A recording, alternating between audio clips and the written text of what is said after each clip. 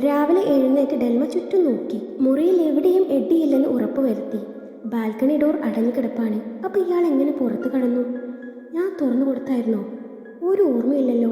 അന്നേരാണ് മുറിയിലെ ഡോറിൻ്റെ കൊളുത്തെടുത്ത നിലയിൽ കണ്ടത്. ഓ, അപ്പം എല്ലാ അടവും അറിയാല്ലേ? അത് മനസ്സിൽ വിചാരിച്ചു. ബെഡ്ഷീറ്റൊക്കെ നേരെ വിരിച്ചു. അന്നേരാണ് അവൾ ആ പേപ്പർ കാണുന്നത്. അതെടുത്ത് വായിച്ചതും അവളാകെ കിളിപ്പോയ അവസ്ഥയിലായി. ഇനി ഇത് ശരിയായിരിക്കോ? ഇനി എന്നെ പറ്റിക്കുന്നതാവോ? ഹേയ്, അങ്ങനൊന്നും ഉണ്ടാവില്ല എന്നും പറഞ്ഞ് അവൾ സ്വന്തം ശരീരത്തിൽ മൊത്തത്തിലൊന്ന് നോക്കി. എന്തായാലും അവൻ ഞാനിന്ന് കാണുന്നുണ്ട് എന്നും പറഞ്ഞ് അവൾ മുറിയിൽ നിന്നിറങ്ങി. വൈകുന്നേരം ക്ലാസ്സും കഴിഞ്ഞ് തൻ്റെ വണ്ടിയും എടുത്ത് കൂട്ടുകാരുടെ കൂടെ കോളേജിൻ്റെ ഗേറ്റ് കടക്കാൻ നേരാണ് ലക്ഷറി ജീപ്പ് റാംഗ്ലർ പൊടുന്നനെ അവരുടെ മുന്നിൽ വന്ന് നിന്നത്. ഇത് സർക്കാർ വക വണ്ടിയല്ല കേട്ടോ, നമ്മുടെ ഹീറോയുടെ സ്വന്തം വണ്ടിയാ. ആളൊരു വണ്ടിപ്രേമിയാണ് കേട്ടോ. മുന്നിൽ തടസ്സമായി നിർത്തിയ വണ്ടി കണ്ട് ഡെൽമയ്ക്ക് ഹാലിളകി. തനിക്ക് കണ്ണ് കണ്ടൂടെ എന്ന് ദേഷ്യത്തോടെ ഉറക്കെ പറഞ്ഞു. അതിൽ നിന്ന് ഇറങ്ങി വരുന്ന ആളെ കണ്ടതും ഡെൽമയുടെ മുഖം ചുളിഞ്ഞു. അച്ചുവിൻ്റെ പിറകിലായിരുന്നു ഇത്തവണ ഡെൽമ ഉണ്ടായിരുന്നത്. വണ്ടിയിൽ നിന്ന് ഇറങ്ങിയ എഡ്വിൻ ഡെൽമയെ നോക്കി പറഞ്ഞു, ഇറങ്ങ്. എന്തിനാ? ഇറങ്ങോടോ. അത് കേട്ടതും ഡെൽമ മെല്ലെ എഴുന്നേറ്റു. എന്താ? വാ, ഒരു കാര്യം പറയാനുണ്ട് എന്നും പറഞ്ഞ് അവളുടെ കൈയും പിടിച്ച് വണ്ടിക്കരികിലേക്ക് നടന്നു. ഡെൽമ ആണെങ്കിൽ പിടിപിടിപ്പിക്കാൻ നോക്കുന്നുണ്ട്. ബാക്കിയുള്ളവരൊക്കെ ഇത് എന്ത് കഥ എന്നറിയാതെ വായും പൊളിച്ച് നിൽപ്പാണ്. ശേഷം അവളുടെ ഫ്രണ്ട്സിനെ നോക്കി പറഞ്ഞു, ഞാൻ കൂട്ടുകാരെ കൊണ്ട് പോവുകയാണ്, നിങ്ങൾ പോയിക്കോ. അറസ്റ്റ് ചെയ്ത് കൊണ്ടുപോകുന്നതൊന്നുമല്ല. ഇത് ശരിക്കും ഞാൻ കെട്ടാൻ പോകുന്ന പെണ്ണ. ഇവളൊന്നും പറഞ്ഞു കാണത്തില്ല. അപ്പോൾ ബായ് എന്നും പറഞ്ഞ് എഡ്ഡി ഡെൽമയെ വണ്ടിയുടെ ഫ്രണ്ട് ഡോർ തുറന്ന് കോ ഡ്രൈവിംഗ് സീറ്റിലിരുത്തി. ഡ്രൈവിംഗ് സീറ്റിലിരുന്ന എഡ്ഡിൻ അവളെ നോക്കി മീശ പിരിക്കാൻ ഒരുങ്ങിയതും ആൾ ചമ്മിപ്പോയി. ആൾക്ക് കുറ്റി മീശയാണല്ലോ, പിന്നെ എങ്ങനെ പിരിക്കും? ഒരു ചോക്ലേറ്റ് ഹീറോ ലുക്ക്. ഇത് കണ്ട ഡെൽമയ്ക്ക് ചിരി വന്നു. ഒരു നിമിഷം ഞാൻ ഭരത്ചന്ദ്രൻ IPS ആണെന്ന് ഓർത്തുപോയി. അതും പറഞ്ഞ് എഡ്ഡി വണ്ടി സ്റ്റാർട്ട് ചെയ്തു. അവൻ്റെ കാൽ ആക്സിലറേറ്ററിൽ അമർന്നത് തൊട്ടടുത്ത നിമിഷം വണ്ടി ചീറിപ്പാഞ്ഞു. ഓ, എന്തൊരു ദുരന്താടോ താൻ. ഇതെന്താ തെലുങ്ക് മൂവിയാണോ? തെലുങ്ക് മൂവി പോലും ഇമ്മാതിരി ദുരന്തം കാണില്ല. എൻ്റെ ഒരു തലവിധിയേ. അല്ല, എൻ്റെ ഫ്രണ്ട്സിൻ്റെ മുന്നിൽ ഷൈൻ ചെയ്യാനല്ലേ ഈ കാട്ടിക്കൂട്ടലൊക്കെയും? ഓ പിന്നെ, ആ പീറപ്പിള്ളേരുടെ മുന്നിൽ ഷൈൻ ചെയ്തിട്ട് വേണം എൻ്റെ തോളിലെ നക്ഷത്രങ്ങളുടെ എണ്ണം കൂട്ടാൻ. പിന്നെ എന്താ ഉദ്ദേശം? ഉദ്ദേശം കേസ് സംബന്ധിച്ച് എനിക്ക് തന്നോട് അത്യാവശ്യമായി ചില കാര്യങ്ങൾ ചോദിച്ചറിയാനുണ്ട്. കൂടെ തൻ്റെ കൂടെ ഇത്തിരി നേരം ടൈം സ്പെൻഡ് ചെയ്യുകയും വേണം. കാക്കയുടെ വിശപ്പും മാറും, പശുവിൻ്റെ കടിയും മാറിക്കിട്ടും. ഒരു വെടിക്ക് 2 പക്ഷി ഇല്ലേ? കൊള്ളാം. ഒരു വെടിക്ക് 2 അല്ല, ചിലപ്പോൾ 3-4 പക്ഷി വരെ ഞാൻ വീഴ്ത്തിയെന്ന് വരാം. താനൊരു പ്രത്യേകതരം ജന്മമാണല്ലോ. പിന്നെ ടൈം സ്പെൻഡ് ചെയ്യുക, അതൊന്നും നടക്കില്ല. ഇന്നലെ രാത്രി സ്പെൻഡ് ചെയ്തത് തന്നെ ധാരാളം. അതും പറഞ്ഞ് അവൾ ബാഗിൽ നിന്ന് ഒരു പേപ്പർ എടുത്ത് അവന് നേരെ നീട്ടി ചോദിച്ചു, ഇതെന്താ? ഇത് കള്ളാസ് അല്ലേ? ഇത് കേട്ടതും അവൾ നോക്കി പേടിപ്പിച്ചു. എന്നാ പേപ്പറായിരിക്കും അല്ലേ? അല്ല, വാഴയ്ക്ക. നിങ്ങളിതിന് വാഴക്ക എന്നാണ് പറയുന്നത്? എനിക്കറിയാമല്ല. ദേ, എനിക്ക് ദേഷ്യം വരുന്നുണ്ട്. ഇതിനകത്ത് ഇയാൾ എന്താ എഴുതി വെച്ചിട്ട് പോയത്? ഓ, അതാണോ കാര്യം? അത് മുഴുവൻ സത്യമാണ്. തെറ്റ് പറ്റാത്തവരായി ആരുണ്ട് ഗോപു? ഒരു നിമിഷം കൊണ്ട് എല്ലാം സംഭവിച്ചു പോയി. അല്ല, നിങ്ങൾ കള്ളം പറയുന്നതാ? ശരാ, അപ്പം തനിക്കൊന്നും ഓർമ്മയില്ല? ഇല്ല. അതൊക്കെ ഓർത്ത് വെക്കേണ്ട മൊമെൻറ്റ്സ് അല്ലേ? ഇത്രയും റൊമാൻറ്റിക് ആയിട്ടുള്ള നൈറ്റ് ഇനി നമ്മുടെ ലൈഫിൽ ഉണ്ടാവുമെന്ന് എനിക്ക് സംശയമാണ്. താൻ എന്നാ പെർഫോമൻസ് ആയിരുന്നു. അന്നേരം ഒരു വീഡിയോ എടുത്താലോ എന്ന് തോന്നിയതാ. പിന്നെ കറണ്ടില്ലായിരുന്നല്ലോ, അതുകൊണ്ട് ഞാനങ്ങ് വിട്ടു. ഓ, എനിക്കതൊക്കെ ഓർത്തിട്ട് ഇപ്പോഴും കുളിര് കോരുക. എഡ്ഡി ചെരി കടിച്ചമർത്തി തട്ടിയിട്ടു. ഇത് അനാവശ്യം പറഞ്ഞാലുണ്ടല്ലോ. അനാവശ്യമോ? അപ്പം താൻ ഇന്നലെ എന്നെ ഫ്രണ്ട് ചെയ്തൊന്നും ഓർമ്മയില്ല? എന്നാ ഡെൽമ ചെയ്ത്? അങ്ങനെയൊക്കെ മറക്കാവോ? തനിക്ക് കാര്യമായ മറവി രോഗം ഉണ്ട് കേട്ടോ. ഡോക്ടറെ കാണിക്കണം, ഉറപ്പായും കാണിക്കണം. ഞാൻ തന്നെ ഫ്രഞ്ചി. ഒന്ന് പോടോ. അത്രയും വൃത്തികേടൊന്നും ഞാൻ കാണിക്കില്ല. എല്ലാം നുണയാ, കല്ല് വെച്ച നുണയൻ. തനിക്ക് തെളിവ് വേണോ? പറ, വേണോ? തെളിവുകളെ നിരത്തും ഞാൻ. അമ്മാതിരി തെളിവ് എൻ്റെ കയ്യിലുണ്ട് കേട്ടോ. ഇത് കേട്ടതും ഡെൽമ ചെറുതായെന്ന് പതറി. എന്നാലും പുറത്ത് കാട്ടാതെ പറഞ്ഞു വേണമെന്ന്. ശരി, എന്നാ കേട്ടോളൂ. നമ്പർ 1, ഇതുപോലൊരു തെളിവ് വേറെ ഇല്ല. തൻ്റെ ഇല്ല, വേണ്ട. ഞാനതെങ്ങനെ പറയും?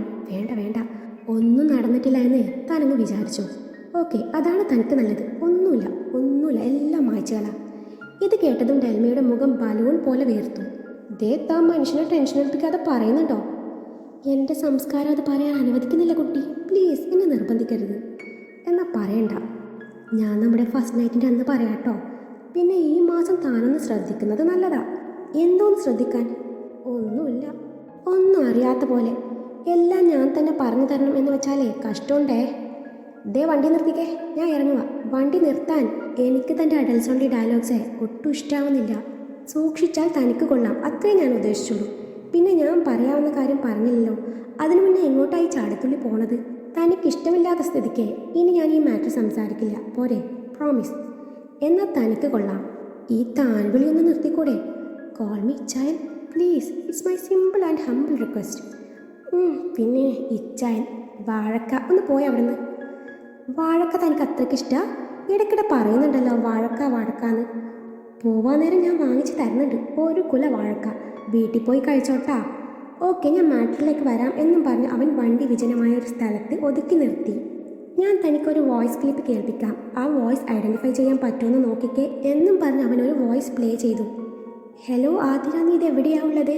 ഹലോ, ഞാൻ നാട്ടിലേക്ക് പോവാണ്. ഇപ്പോൾ ബസ്സിലാ. ഇതാരാ സംസാരിക്കുന്നത്? നാട്ടിൽ പോവാണോ? അയ്യോ കഷ്ടമായിട്ടോ. കാര്യമെന്താന്ന് പറ. ഹലോ, ഇതാരാണ് സംസാരിക്കുന്നതെന്ന് പറഞ്ഞില്ലല്ലോ. ഹലോ, കേൾക്കുന്നില്ലേ? ആ, ചെറുതായി കേൾക്കാം. ആതിര, അശ്വിന് ഒരു ആക്സിഡൻ്റായി സിറ്റി ഹോസ്പിറ്റലിൽ അഡ്മിറ്റ് ചെയ്തിരിക്കുക. ഇത്തിരി സീരിയസ് ആണ്. താൻ പറ്റുവാണേലേ ഹോസ്പിറ്റൽ വരെ ഒന്ന് വരാവോ? അയ്യോ, എപ്പോഴാണ് ആക്സിഡൻറ്റ് പറ്റിയത്? എവിടെന്നാ? ആതിരയുടെ ശബ്ദത്തിലെ പതർച്ച മനസ്സിലാക്കാൻ പറ്റുന്നുണ്ടായിരുന്നു. എന്തുവാ? എനിക്കൊന്നും കേൾക്കണില്ല. താൻ പറ്റുവാണേൽ വാ, ഞാൻ വെക്കുവാണേ. എനിക്കൊന്നും കേൾക്കാൻ പറ്റുന്നില്ല എന്നും പറഞ്ഞ് കോൾ കട്ട് ചെയ്തു. അന്നേരം ആതിര ഹലോ ഇതാരാ എന്ന് ഒരുപാട് തവണ ചോദിക്കുന്നത് കേൾക്കാം, പിന്നെ ഒന്നുമില്ല. ഇത്രയായിരുന്നു ആ വോയിസ് ക്ലിപ്പിൽ ഉണ്ടായിരുന്നത്. ഇത് ആതിരയുടെ ഫോണിലേക്ക് വന്ന ലാസ്റ്റ് കോളാണ്. 7 മണിക്കാണ് ഈ കോൾ വന്നിട്ടുള്ളത്. 7:30 അവളുടെ ഫോൺ സ്വിച്ച് ഓഫ് ആവുകയും ചെയ്തു. ഇത് കേട്ടിട്ട് തനിക്ക് എന്ത് മനസ്സിലായി? ഇതൊരു ട്രാപ്ഡ് കോൾ ആയിരുന്നു എന്ന് മനസ്സിലായി. യെസ്, ഇവിടെ നമുക്ക് കേൾക്കാൻ പറ്റുന്നത് ഒരു പെൺ ശബ്ദമാണ്. ഇവിടെ അശ്വിൻ്റെ പേര് പറഞ്ഞിട്ടാണ് ഈ പെണ്ണ് ആതിരയ്ക്ക് വിളിച്ചിട്ടുള്ളത്. അതിനർത്ഥം ആതിരയോട് അശ്വിന് പ്രണയമുണ്ടെന്ന് നന്നായി അറിയാവുന്ന ഒരാൾ എന്നും പറഞ്ഞ് ഡെൽമയൊന്ന് നോക്കി. അതിന് ഇയാളെന്തിനാ എന്നെ ഇങ്ങനെ നോക്കുന്നത്? ഞാനൊന്നും അല്ല അത്. അല്ല, തന്നെയും സംശയിക്കാട്ടോ. കാരണം അവരുടെ ബന്ധം അധികം ആർക്കും അറിയില്ല. എന്നിട്ടും താനത് കണ്ടുപിടിച്ചു. അതിന് എന്താന്ന് വെച്ചാലേ, തനിക്ക് വല്ലോർക്കും വല്ലോരോടുള്ള പ്രേമം CID പണി നടത്തി മനസ്സിലാക്കാൻ പറ്റും. എന്നിട്ടും എനിക്ക് തന്നോടുള്ള ആത്മാർത്ഥമായ പ്രണയം കാണാൻ പറ്റുന്നില്ലല്ലോ എന്നാണ് എൻ്റെ സങ്കടം. ഓ അതാണോ? എനിക്ക് പ്രണയിച്ച് നടക്കാനേ തീരെ താല്പര്യമില്ല. അപ്പോൾ പിന്നെ എന്തിനാ നമ്മൾ കല്യാണം കഴിക്കുന്നത്? സാധാരണ എല്ലാവരും എന്തിനാ കല്യാണം കഴിക്കുന്നത്? അതുപോലെയാണെന്ന് വിചാരിച്ചാൽ മതി. പിന്നെ ഞാൻ പറഞ്ഞതേ കല്യാണത്തിന് മുൻപുള്ള മരം ചുറ്റി പ്രേമിച്ചിട്ടില്ലെന്ന്. അപ്പോൾ കല്യാണം കഴിഞ്ഞാൽ എന്നെ പ്രണയിക്കൂലേ? അപ്പോൾ നമുക്ക് ഇപ്പം തന്നെ പോയി കെട്ടിയാലോ? ഇപ്പം 5 മണി ആവുന്നതേ ഉള്ളൂ. രജിസ്ട്രാർ പോയി കാണില്ലെന്ന്. സാക്ഷികൾ വേണേ വഴിയിൽ നിന്ന് എവിടെയെന്നാലും ഒപ്പിക്കാം. മതാചാരപ്രകാരം നമുക്ക് പിന്നെ കെട്ടാം. എന്തേ? ഒന്ന് പോയേ. അതെ, ഇടയ്ക്കിടയ്ക്ക് ഗ്യാപ്പ് കിട്ടുമ്പോൾ നല്ലോണം ഗോളടിച്ച് വിടുന്നുണ്ടല്ലോ. ഗ്യാപ്പ് കിട്ടിയാലേ ഗോൾ മാത്രമല്ല ഇതുപോലെ കിസ് കൂടി അടിക്കുമെന്ന് ജയൻ സ്റ്റൈലിൽ പറഞ്ഞു അവളുടെ കവളിൽ അമർത്തി മുത്തി. ഇത് ഡെൽമയെ വീണ്ടും ദേഷ്യം കയറ്റി. ഞാൻ പോവാണ് എന്നും പറഞ്ഞ് ഇറങ്ങാൻ ഒരുങ്ങിയതും അവൻ കൈ കയറി പിടിച്ചു. സോറി, ഒരു നിമിഷം ഞാൻ നമ്മുടെ കല്യാണം കഴിഞ്ഞെന്ന് വിചാരിച്ചു പോയി. Sorry, I'm really sorry baby. By the by, നമുക്ക് മാറ്ററിലേക്ക് പോവാല്ലേ? അതായത് മരണ, അശ്വിന് ആതിരയോടുള്ള പ്രണയം അടുത്തറിയാവുന്ന ആളാണ് ഇവിടെ കോൾ ചെയ്തിരിക്കുന്നത്. ആതിരയുടെ ഫ്രണ്ട് സോനയും ലിനിയും പറഞ്ഞത് പ്രകാരം 5 മണിക്കാണ് ആതിര ഹോസ്റ്റലിൽ നിന്ന് പുറപ്പെടുന്നത്.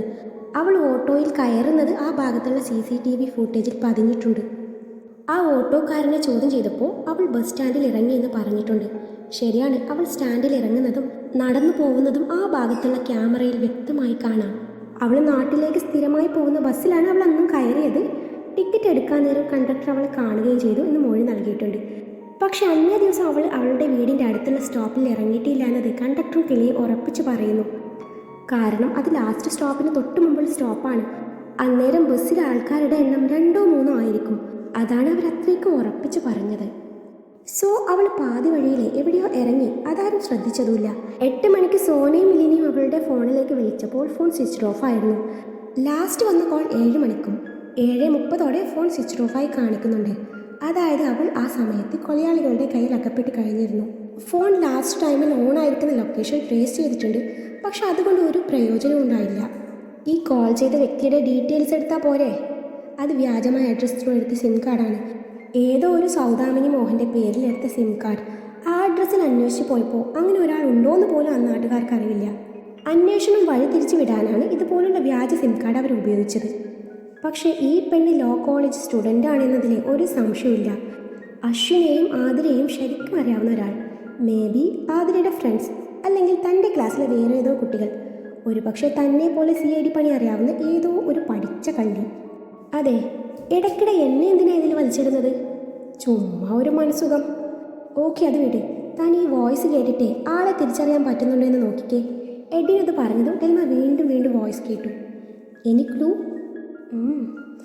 I think this is Krithika. Krithika, അശ്വിൻ്റെ friend? Yes, but how can we be sure of that? എൻ്റെ സംശയമാണ്. അവളുടെ സ്ലാങ് ശ്രദ്ധിച്ചോ? അശ്വിന് ആക്സിഡൻറ്റ് പറ്റി ഹോസ്പിറ്റലിൽ അഡ്മിറ്റ് ചെയ്തിരിക്കുക.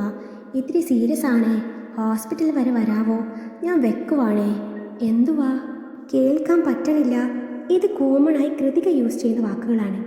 ഇപ്പം നമ്മളാണെങ്കിലേ ഹോസ്പിറ്റലിൽ അഡ്മിറ്റ് ചെയ്തിട്ടുണ്ട്, കുറച്ച് സീരിയസ് ആണ്, ഹോസ്പിറ്റൽ വരെ വരാൻ പറ്റുമോ, ഞാൻ വെക്കട്ടെ, എന്താ എന്നൊക്കെയല്ലേ പറയാ. പക്ഷേ ഇവളിങ്ങനെയാണ് സാധാരണ സംസാരിക്കാറുള്ളത്. അതുകൊണ്ട് എനിക്കൊരു സംശയം. പിന്നെ അവൾ അശ്വിൻ്റെ സ്കൂൾ ലൈഫ് തൊട്ടുള്ള ഫ്രണ്ടാണ്. സോ അശ്വിൻ ആതിര റിലേഷൻ അറിയാൻ ചാൻസ് വളരെ കൂടുതലാണ്. പക്ഷെ അവൾ എന്തിനിങ്ങനെ ചെയ്യണം?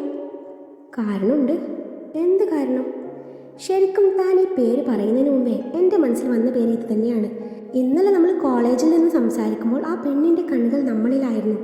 അത് ഞാൻ ശ്രദ്ധിക്കുന്നുണ്ടായിരുന്നു. അശ്വിനോട് ഞാൻ സംസാരിക്കാൻ വേണ്ടി അവളെ ഞാൻ മനഃപൂർവ്വം ഒഴിവാക്കിയതാ.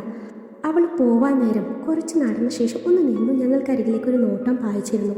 അന്നേരം അവളുടെ മുഖത്തെ ഒരു ക്രിമിനലിൻ്റെ എല്ലാ ഭാവങ്ങളും ഉണ്ടായിരുന്നു.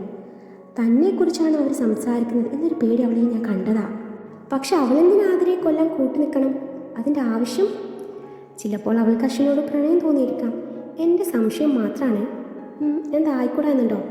വർഷങ്ങളായി അവൾ സ്നേഹിക്കുന്ന അല്ലെങ്കിൽ പ്രണയിക്കുന്ന സുഹൃത്ത് മറ്റൊരു പെണ്ണിനെ സ്നേഹിക്കുന്നു എന്നറിഞ്ഞപ്പോഴേ തോന്നിയ പക. അശ്വിൻ അറിയാതെ കൃതിക അശ്വിനെ സ്നേഹിച്ചിരിക്കാം. അശ്വിൻ ആതിരയെ ഇഷ്ടപ്പെടുന്നെന്നറിഞ്ഞപ്പോൾ അവൾക്ക് ആതിരയോടുള്ള ദേഷ്യം കൂടിയിരിക്കാം.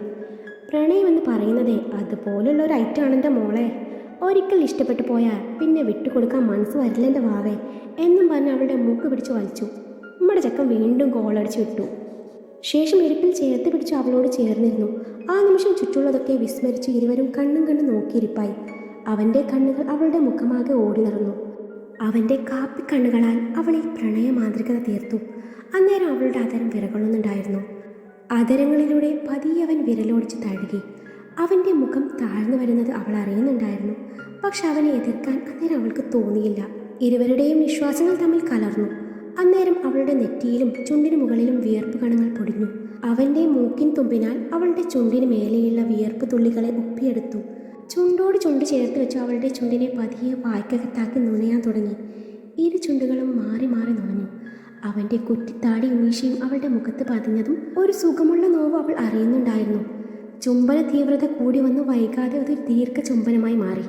ശ്വാസം കിട്ടാതെ അവൾ അവൻ്റെ ഷർട്ടിൽ അള്ളിപ്പിടിച്ചതും അവൻ പിടിയയച്ചു. അതോടെ അവൾ യാന്ത്രികമായി സീറ്റിൽ ചാരിയിരുന്നു കണ്ണടച്ച് കിടന്നു. കഴുത്തിൽ മീശരോമങ്ങൾ കുത്തുന്നത് പോലെ തോന്നിയപ്പോഴാണ് അവൾ പെട്ടെന്ന് കണ്ണ് തുറന്നു നോക്കിയത്. കിട്ടിയ ഗ്യാപ്പിൽ കഴുത്തിലേക്ക് ഉമ്മ വെച്ചതാണ് കക്ഷി. കഴുത്തിൽ ഒന്നുകൂടെ മുഖമുരസിയതും അവൾ ആകെ പൊള്ളിപ്പിഴഞ്ഞു. അവൻ ചിരിയോടെ അവളിൽ നിന്ന് അകന്നു മാറി. ഇനി നിങ്ങൾ വിളിച്ചാൽ ഞാൻ വരില്ല കേട്ടോ. അതെന്താ? ഇയാൾ കള്ളനാ. ഇയാൾക്ക് കട്ട് തിന്നുന്ന ശീലം കുറച്ച് കൂടുതലാ. ഞാൻ കട്ട് തിന്നതല്ലല്ലോ, ഇതെൻ്റെ അവകാശ. ജീവിതകാലം മുഴുവൻ കഴിക്കാനുള്ള ബിരിയാണി ഞാനൊന്ന് ടേസ്റ്റ് ചെയ്ത് നോക്കി, അത്രേ ഉള്ളൂ. ഇയാൾക്ക് ടേസ്റ്റ് ചെയ്ത് നോക്കി നല്ല പരിചയം കാണുമായിരിക്കും. പക്ഷേ എനിക്ക് ടേസ്റ്റ് ചെയ്യാൻ നിന്ന് കൊടുത്തിട്ടേ തീരെ പരിചയമില്ല. ഇങ്ങനെയൊക്കെയല്ലേ ഓരോന്ന് പഠിക്കുന്നത്. വൈകാതെ ശീലമായിക്കോളൂ. പിന്നെ ശരിക്കും എനിക്കിതിലെ നല്ല മുൻപരിചയമുണ്ട്. ഒരു നേരം 3 പേർക്ക് വെച്ചേ 3 നേരം മുടങ്ങാതെ ഓരോ ദിവസവും ഇതുപോലെ ഞാൻ പലരെയും ഉമ്മ വെച്ചിട്ടുണ്ട്. അതും പറഞ്ഞവൻ വണ്ടി സ്റ്റാർട്ട് ചെയ്ത് മുന്നോട്ടെടുത്തു. അതെ, നേരത്തെ പറഞ്ഞത് ശരിക്കുള്ളതാണോ? സത്യം പറ. ഈ പകൽ പോലെ സത്യമാണ്. അതൊക്കെ ഒരു കാലം. നൊസ്റ്റു. അപ്പം മുൻപ് തനിക്ക് ഒരുപാട് അഫയർ ഉണ്ടായിരുന്നല്ലേ? ഉണ്ടായിരുന്നെങ്കിൽ? എനിക്ക് സെക്കൻഡ് ഹാൻഡ് സാധനങ്ങളോട് ഒട്ടും താല്പര്യമില്ല, ഡെൽമ പറഞ്ഞു. എനിക്കും. ഞാൻ ഫ്രഷാ. ആർക്കറിയാം? ഇത് ചുമ്മാ പറയല്ലേ. ഞാൻ പറഞ്ഞല്ലോ എനിക്ക് ലവ്, പ്രേമം, മണ്ണാങ്കട്ട ഒന്നും താല്പര്യമില്ലെന്ന്. എനിക്ക് വിശ്വാസം പോരാ. ഇതുപോലെ വല്ലവരുടെ കൂടെ പോയിട്ടുണ്ടോയെന്നേ കർത്താവിനറിയാം. ഇല്ലെങ്കിലേ ഞാൻ വിളിക്കുമ്പോൾ ഇതുപോലെ ചാടിക്കാർ വരുമായിരുന്നോ?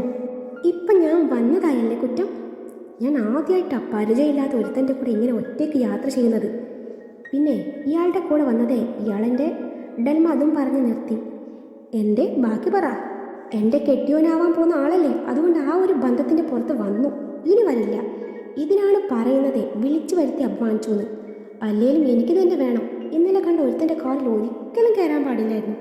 ഇനിയില്ല, തൻ്റെ കൂടെ ഇനി എൻ്റെ പട്ടി വരും, നോക്കിക്കോ. അപ്പം സമ്മതിച്ചു തന്നൂല്ലേ ഞാൻ തന്നെ കെട്ടാൻ പോകുന്ന ആളാണെന്ന്? അതെ, പേടിക്കണ്ട കേട്ടോ, ഞാനും ഫ്രഷാ. ഇതെൻ്റെ ആദ്യത്തെ ഫ്രഞ്ചാ. നേരത്തെ ഞാൻ ചുമ്മാ പറഞ്ഞതാ തൻ്റെ പ്രതികരണം എന്തായിരിക്കും എന്നറിയാൻ. എനിക്കത് കണ്ടിട്ട് ആദ്യത്തെ ആണെന്ന് തോന്നിയില്ല. അതിനെക്കുറിച്ച് വിലയിരുത്താൻ താൻ ഇതിനു മുമ്പ് എക്സ്പീരിയൻസ് ചെയ്തിട്ടുണ്ടോ? പറ. അങ്ങനെയല്ല. എങ്ങനെയല്ലെന്ന്? ഒന്നുമില്ലേ, എനിക്ക് ഇയാളോട് സംസാരിച്ച് പിടിച്ചു നിൽക്കാൻ പറ്റില്ല. എന്നെ വിട്ടേക്ക്. അതെ, ഇനി എന്താ പ്ലാൻ? കൃതിയെ ചോദ്യം ചെയ്താൽ മനസ്സിലാവില്ലേ ഇതിന് പിന്നിൽ ആരാന്ന്? അതിനിനിയും കാത്തു നിൽക്കണോ? അവൾക്കെതിരെ കാര്യമായ തെളിവ് കിട്ടാതെ നമുക്ക് അറസ്റ്റ് ചെയ്ത് ചോദ്യം ചെയ്യാൻ പറ്റില്ല. നമുക്ക് അവളുടെ മേലെ ഒരു കണ്ണുണ്ടെന്ന് അവൾക്കൊരു സംശയം തോന്നാൻ പാടില്ല. അതുകൊണ്ട് അവളെ നമ്മൾ അവൾ അറിയാതെ നിരീക്ഷിക്കുന്നു. അതാണ് എൻ്റെ അടുത്ത ലക്ഷ്യം. നിങ്ങൾ എന്ത് വേണേലും ചെയ്തോളൂ. അതെ, ആവശ്യം കഴിഞ്ഞെങ്കിലേ എന്നെ വീട്ടിലിറക്കി. മമ്മി അന്വേഷിക്കും ഞാനാണല്ലേ ഫോൺ എടുത്തില്ലെന്ന്. ഞാൻ ആൻറ്റിയോട് പറഞ്ഞിട്ടുണ്ട് താൻ എൻ്റെ കൂടെ ആണെന്നും ഞങ്ങൾ ഇത്തിരി നേരം റൊമാൻസിച്ചിട്ടേ വരത്തുള്ളൂ എന്നും. തൻ്റെ മമ്മിയും എൻ്റെ അമ്മച്ചിയും നല്ല ഫ്രണ്ട്ലിയായതുകൊണ്ട് എത്ര നന്നായല്ലേ. ഇനിയിപ്പോൾ എത്ര വൈകി പോയാലും കുഴപ്പമില്ല. അതുകൊണ്ട് ഞാനിന്ന് 5-6 ഫ്രഞ്ചൊക്കെ അടിച്ചേ ഒരു കാൻഡിൽ ലൈറ്റ് ഡിന്നറൊക്കെ കഴിച്ചേ നിന്നെ വിടത്തുള്ളൂ. ഈ വണ്ടി ഞാനിന്നൊരു മണിയറാക്കുൻ്റെ മോളെ എന്നും പറഞ്ഞ് അവൾ മൊത്തത്തിലൊന്ന് നോക്കി. 2 ദിവസത്തിന് ശേഷം കൃതികയുടെ മരണ വാർത്ത അറിഞ്ഞിട്ടാണ് എഡ്വിനും സംഘവും അവളുടെ വീട്ടിലേക്ക് എത്തിയത്. തൂങ്ങി മരിച്ച നിലയിലായിരുന്നു ബോഡി ഉണ്ടായിരുന്നത്. അവളുടെ മുറിയിലെ ഫാനിൽ തൂങ്ങിയ നിലയിലാണ് ബോഡി കാണപ്പെട്ടത്. തൊട്ടടുത്ത ഒരു സ്റ്റെപ്പ് ലാഡർ ഉണ്ടായിരുന്നു. പോലീസ് സംഘം അവളുടെ മുറി അടക്കം ആ വീട് മുഴുവൻ പരിശോധന നടത്തി. കൊലപാതകം ആണെന്ന് തോന്നിപ്പിക്കുന്ന യാതൊരുവിധ തെളിവുകളും അവളുടെ മുറിയിൽ നിന്ന് കിട്ടിയിരുന്നില്ല. കൃതിയുടെ മരണ വാർത്ത അറിഞ്ഞ് മുറ്റത്ത് വഞ്ചനക്കൂട്ടം അവളുടെ വീടിന് മുന്നിൽ തടിച്ചു കൂടിയിരുന്നു. കൂട്ടുകാരിയുടെ മരണത്തിൽ മനം നൊന്ത് വിങ്ങി പൊട്ടുന്ന അശ്വിനരികിൽ ഡെൽമയുണ്ട്. അവൾക്ക് അന്നേരം അവനെ എങ്ങനെ സമാധാനിപ്പിക്കണം എന്നറിഞ്ഞില്ല.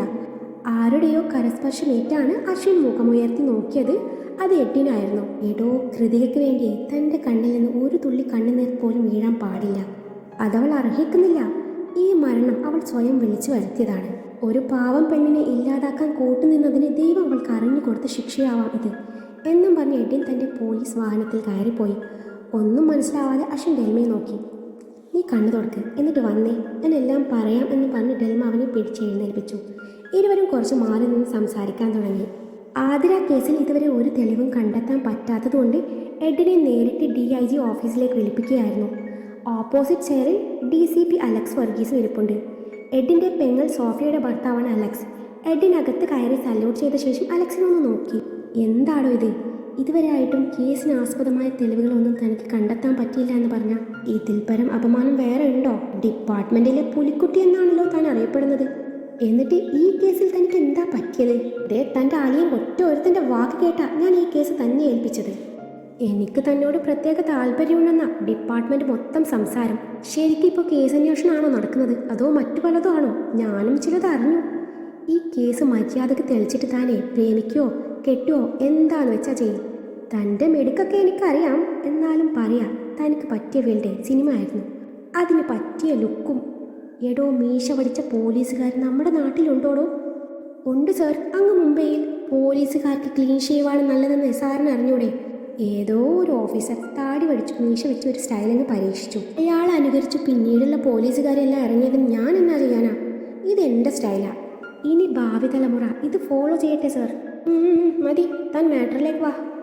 സാർ, എതിരാളികളെ നമ്മൾ വിചാരിച്ചതിലും ശക്തരാണ്. ഒരു തെളിവ് പോലും അവശേഷിക്കാതെയാണ് കൃത്യം നടത്തിയിരിക്കുന്നത്. ഒരു പ്രധാനപ്പെട്ട പോയിന്റിലേക്ക് എത്തിച്ചേർന്നതായിരുന്നു. കൃതിക എന്ന് പറയുന്ന ആ പെണ്ണാണ് അവസാനമായി ആതിരയുടെ ഫോണിലേക്ക് വിളിച്ചത് എന്നത് ആതിരയുടെ നമ്പറിലെ കോൾ റെക്കോർഡ്സ് എടുത്തപ്പോൾ ഏകദേശം തെളിഞ്ഞതാണ്. അതൊരു ട്രാപ്ഡ് കോൾ ആയിരുന്നെന്ന് എനിക്ക് മനസ്സിലായതാണ്. അതിനാൽ കൃതിക 2 ദിവസമായി എൻ്റെ നിരീക്ഷണത്തിലായിരുന്നു. അൺഫോർച്ചുനേറ്റ്ലി ഇന്നലെ ആ കുട്ടി സൂയിസൈഡ് ചെയ്തു. ഇത്രയും വലിയ തെളിവ് കിട്ടിയിട്ടും താൻ എന്താ കുട്ടിയെ ചോദ്യം ചെയ്തില്ല? അത് സർ, ആ വോയിസ് ക്ലിപ്പിൽ എവിടെയും അത് കൃതികയാണ് വിളിച്ചതെന്ന് പറയുന്നില്ല. ആതിര ആരാ എന്ന് ചോദിക്കുമ്പോൾ ഒഴിഞ്ഞു മാറുന്നത് കാണാം. അതുമല്ല, വിളിച്ച നമ്പർ വ്യാജ അഡ്രസ്സിലെടുത്ത സിം കാർഡാണ്. ആ സിം ഇപ്പോൾ നിലവിലുമില്ല. കാര്യമായ തെളിവില്ലാതെ വെറും വോയിസ് ക്ലിപ്പിൻ്റെ പേരിൽ ഒരിക്കലും നമുക്ക് ആ കുട്ടിയെ അറസ്റ്റ് ചെയ്യാൻ പറ്റില്ല. ആ കുട്ടി അത് നിഷേധിക്കും. അതുമല്ല, സാധാരണ രീതിയിൽ ചോദ്യം ചെയ്യൽ നമ്മൾ നടത്തിയാൽ ഉറപ്പായും കൊലയാളി രക്ഷപ്പെടുമെന്ന് തോന്നി. എന്നിട്ടിപ്പോൾ എന്തായി? എന്തെങ്കിലും ചോദിച്ചറിയുന്നതിന് മുൻപേ ആ പെണ്ണ് തൂങ്ങിച്ചത്തില്ലേ? Sir, I think it was not a suicide, it was a plan murder. യഥാർത്ഥ കൊലയാളിയെ നമ്മുടെ നീക്കം അറിഞ്ഞിരിക്കാം. അവളിൽ നിന്നും നമ്മൾ ഒരിക്കലും സത്യം അറിയാതിരിക്കാൻ വേണ്ടി മറഞ്ഞു നിന്ന് കൊലയാളി വീണ്ടും കളിച്ചു, അതും ഒരു തെളിവ് പോലും അവശേഷിപ്പിക്കാതെ. ആ കുട്ടിയുടെ ഫോൺ പരിശോധിച്ചോ? ഫോൺ മുറിയിൽ പൊട്ടിച്ചിതറി കിടക്കുമായിരുന്നു. കോൾ റെക്കോർഡ്സ് എടുത്തു. സംശയിക്കാൻ പറ്റിയിട്ടില്ല ഒരു കോളും അതിൽ നിന്ന് നടന്നിട്ടില്ല. ചിലപ്പോൾ യഥാർത്ഥ കൊലയാളിയുമായി കമ്മ്യൂണിക്കേറ്റ് ചെയ്യാൻ ആ കുട്ടി വേറെ സിം കാർഡ് യൂസ് ചെയ്തിരിക്കാം. അവളുടെ മുറി മൊത്തം സെർച്ച് ചെയ്തു, എങ്കിലും വേറെ സിം കാർഡ്, ഫോൺ, അങ്ങനെ ഒരു തെളിവും ഇല്ലായിരുന്നു. ആ പെണ്ണ് തോന്നിയത് തന്നെയാവാം. നോ സർ, പോസ്റ്റ്മോർട്ടത്തിൽ പറയുന്നുണ്ട് കഴുത്ത് മുറുകിയാണ് മരിച്ചതെന്ന്. കഴുത്ത് ഞെരിച്ച് കൊന്നതിന് ശേഷം കെട്ടിത്തൂക്കിയതാവാലോ. അതുമല്ല, ആ കുട്ടിയുടെ നീട്ടി വളർത്തിയ നഖത്തിനിടയിലെ ചോരയുടെ ഉണങ്ങിയ കറ കണ്ടിരുന്നു. ഒരു പക്ഷേ മരണവെപ്രാളത്തിൽ കൊലയാളിയുടെ ശരീരത്തിൽ നഖം അമർന്നിരിക്കാം. എടോ, ചിലപ്പോൾ മരണവേദനയിൽ ആ കുട്ടിയുടെ ശരീരത്തിൽ തന്നെ നഖം കൊണ്ട് മുറിഞ്ഞതായിക്കൂടെ? നോ സർ, അങ്ങനെ യാതൊരുവിധ മുറിവും ആ ബോഡിയിലില്ലായിരുന്നു. അതുമല്ല, കൃതികയുടെ ബ്ലഡ് ഗ്രൂപ്പ് ബി പോസിറ്റീവ് ആണ്. പക്ഷെ നഖത്തിനിടയിൽ കണ്ട ബ്ലഡ് ഗ്രൂപ്പ് ഡിഫറെൻ്റ് ആണ്, അത് ഓ നെഗറ്റീവ് ആയിരുന്നു. സോ നമുക്ക് ഉറപ്പിക്കാം അതൊരു മർഡർ ആയിരുന്നു എന്ന്. അതുമല്ല, ഒരു വ്യക്തി തൂങ്ങി മരിച്ചാലേ കഴുത്തിൽ കയറ് മുറുകിയ പാട് കാണാം. പക്ഷേ ഇവിടെ അങ്ങനെ യാതൊരുവിധ പാടോ കാര്യങ്ങളോ കഴുത്തിലില്ലായിരുന്നു. അതുമല്ല, കൃതിക മരിക്കുന്നത് ബുധനാഴ്ച അർദ്ധരാത്രിയാണ്. ബുധനാഴ്ച രാത്രി 7 മണി വരെ അവൾ കൂട്ടുകാരോടൊപ്പം കറങ്ങി നടന്നു എൻജോയ് ചെയ്തിട്ടാണ് വീട്ടിലെത്തിയത്. അങ്ങനെയുള്ള ഒരാൾ അന്ന് രാത്രി ആത്മഹത്യ ചെയ്യോ സർ? എഡ്വിൻ, ചിലപ്പോൾ അവൾ വീട്ടിലെത്തിയ ശേഷം അവൾ ഭയക്കുന്ന എന്തെങ്കിലും സംഭവമോ ഫോൺ കോളോ വന്നിരുന്നെങ്കിൽ. ശരി, അപ്പോൾ അവളുടെ നഖത്തിനിടയിലെ ബ്ലഡ് അതാരുടെയാണ്? അതൊരു കുഴക്കുന്ന ചോദ്യമാണല്ലോടോ. താൻ വീട്ടുകാരെ ചോദ്യം ചെയ്തോ? ചെയ്തു സർ, പക്ഷെ അവർക്കൊന്നും ഒരു അറിവില്ല. മറ്റൊരു പ്രധാനപ്പെട്ട കാര്യം, അന്നേ ദിവസം രാത്രി 12 മണി കഴിഞ്ഞു വീട്ടിലെ CCTV പ്രവർത്തനരഹിതമായിരുന്നു. വീട്ടുകാർക്ക് ഇതിനെപ്പറ്റി ഒരു അറിവില്ല. അവർ ഓഫ് ചെയ്തിരുന്നില്ല എന്നാണ് പറയുന്നത്. ഇതൊക്കെ കൂട്ടി വായിച്ചാൽ അന്നേ ദിവസം ആരോ ഒരാൾ അവളുടെ വീടിനകത്ത് കയറിയിരുന്നു. കൃതിക ഉറങ്ങാൻ നേരം മുറിയുടെ ഡോർ അകത്ത് നിന്ന് പൂട്ടാറില്ല എന്നാണ് വീട്ടുകാർ പറയുന്നത്. അന്നും ഡോർ അടഞ്ഞു കിടക്കുമായിരുന്നു, പക്ഷേ ലോക്കല്ലായിരുന്നു. രാവിലെ പതിവ് പോലെ അവളുടെ അമ്മയാണ് ഡോർ തുറന്നത്. പക്ഷേ വീടിൻ്റെ ഡോർ, ജനാല ഇതൊക്കെ അന്നേരം അടഞ്ഞു കിടപ്പുണ്ടായിരുന്നു എന്നല്ലേ വീട്ടുകാർ പറഞ്ഞത്? അതെ സർ, അതാണ് എന്നെയും കുഴക്കുന്ന ചോദ്യം. അതിന് ഉത്തരം ഒന്നേ ഉള്ളൂ. ഒന്നുകിൽ വീട്ടുകാരിൽ ആർക്കോ ഒരാൾക്ക് ഇതിൽ പങ്കുണ്ട്, അല്ലെങ്കിൽ കൊലയാളി കൊല നടത്തി അവിടെ എവിടെയോ മറഞ്ഞു നിന്നു. കാരണം അയാൾ സ്വയം പുറത്തു കടന്നാൽ ഏതെങ്കിലും ഒരു വാതിൽ തുറന്നു കിടക്കും. അപ്പോൾ അത് ഉറപ്പായും കൊലപാതകം എന്ന് തോന്നാം. അതിനുവേണ്ടി കൊലയാളി വീട്ടുകാർ ഉണരും വരെ ആ വീടിൻ്റെ ഏതോ ഒരു ഭാഗത്ത് മറഞ്ഞു നിന്നു. വീട്ടുകാർ ഉണർന്ന് കൃതികയുടെ ബോഡി കണ്ടു. പോലീസ് എത്തുന്നതിന് മുൻപ് അയാൾ രക്ഷപ്പെട്ടിരിക്കാം. കാരണം മരണമറിഞ്ഞ് പലരും അവിടെ എത്തിയിരുന്നു. ആൾക്കൂട്ടത്തിനിടയിലെ അയാൾ അവിടെ നിന്ന് രക്ഷപ്പെട്ടു. ഇതിനാണ് കൂടുതൽ സാധ്യത. ഇതൊരു ആത്മഹത്യ ആക്കി മാറ്റാനായിരുന്നു അങ്ങനെ ഒരു നീക്കം. അല്ലാതെ വീട്ടുകാർ ഇത് ചെയ്യുമെന്ന് തോന്നുന്നില്ല. ആ വീട്ടിൽ അവളുടെ അനിയത്തിയും അച്ഛനും അമ്മയും മാത്രമേ ഉള്ളൂ. സോ ആദ്യത്തേതേ നമുക്ക് തള്ളിക്കളയാം. ശരിയായിരിക്കാം, പക്ഷെ നമുക്ക് കൊലയാളിയെ പറ്റി ഇതുവരെ ഒരു തെളിവും കിട്ടിയില്ല. അതാണ് ഈ കേസിലെ ഒരു പ്രത്യേകത. സർ, ഈ 2 കൊലപാതകവും ചെയ്തത് ഒരാളായിരിക്കാം. ആതിര മരണത്തിൽ കൃതികയ്ക്ക് പങ്കുണ്ട്. ആതിരയോട് കള്ളം പറഞ്ഞ് ആർക്കോ വേണ്ടി കൃതിക അവളെ പാതി വഴിയിൽ ബസ്സിൽ നിന്ന് ഇറക്കിയാണ് ചെയ്തത്. അവൾക്ക് ആതിരയെ ഇല്ലാതാക്കണം എന്ന ഒറ്റ ഉദ്ദേശമേ ഉണ്ടായിരുന്നുള്ളൂ. പക്ഷേ യഥാർത്ഥ കൊലയാളിക്ക് ആതിരയുമായി മറ്റെന്തോ ഒരു ബന്ധമുണ്ട്. അശ്വിൻ എന്ന പയ്യന് വേണ്ടിയാണ് കൃതിക ആതിരയെ ചതിയിൽ പെടുത്തിയത്. എടോ, DGPയുടെ സ്പെഷ്യൽ ഓർഡറാണ് വിത്തിൻ 1 മന്ത് അന്വേഷണത്തിൽ എന്തെങ്കിലും പുരോഗതി ഉണ്ടായില്ലേ കേസ് അന്വേഷിക്കാൻ സ്പെഷ്യൽ അന്വേഷണ സംഘത്തെ നിയമിക്കേണ്ടി വരുമെന്ന്. അത് നമ്മുടെ ഡിപ്പാർട്ട്മെൻറ്റിന് തന്നെ അപമാനമാണ്. സോ താനിനി കൂടുതൽ ശ്രദ്ധിക്കേണ്ടിയിരിക്കുന്നു. ഓരോ നീക്കവും വളരെ ശ്രദ്ധയോടെ വേണം. ഓക്കെ സർ, ഞാനിതിൽ വിജയം കണ്ടിരിക്കും. All the best, you can go now. Thank you sir എന്നും പറഞ്ഞ് എഡ്ഡിൻ അയാളെ സല്യൂട്ട് ചെയ്ത് അവിടെ നിന്ന് ഇറങ്ങി. പിന്നെ ആരെ DCP അലക്സും. എടാ എഡ്ഡി നിൽക്കടാ. ഇത് കേട്ട് എഡ്ഡി തിരിഞ്ഞു നോക്കി. എന്താ അളിയ ഇങ്ങനെ വിളിച്ചു പോകുന്നത്? അളിയനാ? Call me sir, okay. ഒന്ന് പോയിന്റ് അളിയ. അളിയനും മച്ചമ്പി അങ്ങ് വീട്ടിലെന്ന് പറയാൻ ഓടി വന്നത് അളിയൻ. ഇവിടെ നിന്ന് ചുമ്മാ ലയൻ കളിക്കാതെ അളിയൻ വേഗം കാര്യം പറയേണ്ട അളിയ. എനിക്ക് പോയിട്ടേ ഇത്ര ധൃതിയുണ്ടേ? നിന്റെ ധൃതി എനിക്കറിയാം. ഏത് നേരവും കേസ് അന്വേഷണം എന്ന് പറഞ്ഞ് നീ ലോ കോളേജിൽ കറങ്ങുന്ന കാര്യം ഞാൻ അറിഞ്ഞു. പിന്നെ അല്ലാതെ ലോ കോളേജിൽ പെൺകുട്ടി മരിച്ചാൽ ലോ കോളേജിലല്ലാതെ മെഡിക്കൽ കോളേജിൽ അന്വേഷിച്ചിട്ട് കൊണ്ടുണ്ടോ എൻ്റെ അളിയ? പിന്നെ നിനക്ക് 24/7 അവിടെയാണല്ലോ ഡ്യൂട്ടി. കൂടാതെ ആ പെണ്ണിനെയും കൊണ്ട് ഏത് നേരവും കറക്കും, കോളേജ് മുറ്റത്ത് മരം ചുറ്റി പ്രേമം. നീ പോലീസുകാരെ പറയിപ്പിക്കോടാ. എൻ്റെ അളിയ, അതൊക്കെ അന്വേഷണത്തിൻ്റെ ഭാഗമാണ്. അതുമല്ല, ആ കുട്ടി മെഡിക്കുക. എനിക്കൊരു സഹായം ആയിക്കോട്ടെ എന്ന് കരുതി. സോഫി ചേച്ചിയുടെ സെലക്ഷനാ. സോഫി ചേച്ചിയുടെ സെലക്ഷൻ എപ്പോഴും അടിപൊളിയാണല്ലോ. അളിയനും ചേച്ചിയുടെ സെലക്ഷൻ ആണല്ലോ. അളിയൻ പൊളിയല്ലേ? മതി പതപ്പിച്ചത്. കെട്ടിന് മുന്നേ പേരുദോഷം വരുത്തി വെക്കുവോ രണ്ടും? അതെനിക്കും സംശയ. എൻ്റെ അളിയ ഈ അടി ഇടി കൊല കത്തിക്കുത്ത് മോഷണം പീഡനം കേട്ട് കേട്ട് മടുത്തു. ഇടയിൽ നമുക്കും വേണ്ട ഒരു റിലാക്സേഷൻ, അത്രേ ഞാൻ ഉദ്ദേശിച്ചുള്ളൂ. എന്ന് വെച്ച് അളിയൻ ഇങ്ങനെ റിലാക്സ് ചെയ്യല്ലേ. അളിയൻ വീട്ടിൽ പോയി റിലാക്സ് ചെയ്താൽ മതി. ഇല്ലേൽ എൻ്റെ കൈക്ക് പണിയാവും. നീ എനിക്ക് പണി തരാങ്ങ് വാ. ഈ കേസ് കഴിഞ്ഞേ നിനക്ക് ഞാനൊരു ട്രാൻസ്ഫർ ഒപ്പിച്ച് തരുന്നുണ്ട്. എവിടേക്കാ? അട്ടപ്പാടിയിലേക്കാ? അല്ല, ബീഹാറിലേക്കാ? അളിയ, ട്രാൻസ്ഫർ അവിടെ നിൽക്കട്ടെ. ഞാൻ ഒരു പ്രൊമോഷൻ കിട്ടാനുള്ള വഴിയുണ്ടോയെന്ന് നോക്കട്ടെ. ഷെടാ, അവൾക്കിന്ന് വിളിച്ചതേ ഇല്ല. വിളിച്ച് സംസാരിച്ചിട്ട് വേണം എന്തേലും പുതിയ തെളിവ് തേടിപ്പോവാൻ. എന്നാൽ ഞാൻ പോട്ടെ അളിയ. സല്യൂട്ട് ചെയ്യണ്ടല്ലോ അല്ലേ? എടാ, ഇവിടുന്നെങ്കിലും ഒരു സല്യൂട്ട് അടിച്ചാലേ നിന്റെ തൊപ്പി ഊരിപ്പോവില്ല. ഇവിടെ മൊത്തം ക്യാമറയാടാ, ഒന്ന് അടിക്കടാ. എന്നാലും വേണ്ട, അത്രയ്ക്ക് നിർബന്ധമാണേലും അളിയെ എനിക്കൊരു സല്യൂട്ട് അടിച്ചിട്ട് പോയിക്കോ. നീ ചെല്ല് എന്നവൻ പറഞ്ഞതും എഡി സല്യൂട്ട് അടിച്ച് ചിരിയോടെ നടന്നകന്നു.